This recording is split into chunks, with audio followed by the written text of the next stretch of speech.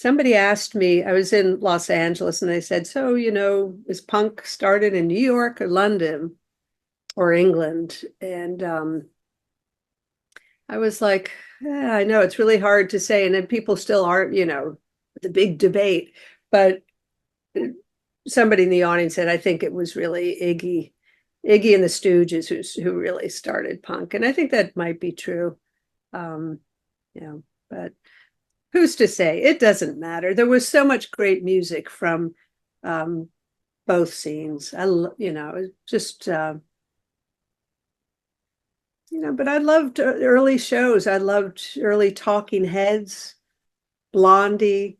They were fantastic. And yeah, I'm sure there's some other specific show, but it was so much. It was really we were kind of spoiled. What? Where do you think had the best music? Then do you think it was London and England or America? Well, I think, oh, do you think, say the best music or Yeah, the, yeah, the best bands. oh, tough question. Um, okay, I think that it really is a hard question, but I know I was drawn to, I always had a desire to get to England. And I think that you comes across in the diaries. It was from day one, I was like, I gotta go over there. And because I was drawn to all, the bands and the style and the look.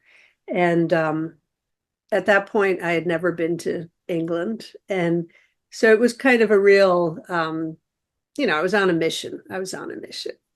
But in a lot of ways, I became a super big Anglophile. I loved so many bands. And there are a million I haven't even mentioned, Gang of Four. I remember seeing them early on. What a show. I mean, that was unbelievable. Um, but there was I I really liked the sensibility in England, and I just was the way of life. I was fascinated as a child, with my Beatrix Potter books, and so I was already like, oh, I want to live in a little cottage with a cup of tea, or maybe I want to go on the King's Road and be, a kind of a wild punk girl. So, but I did both things in the end.